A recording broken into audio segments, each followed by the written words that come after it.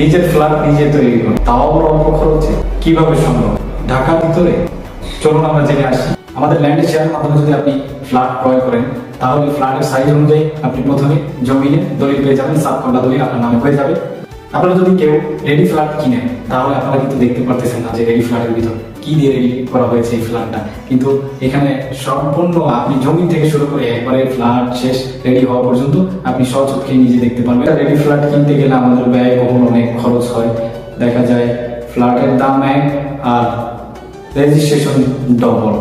তো আমি কি আমার ফ্ল্যাটের ডিজাইন চুজ করতে পারবো?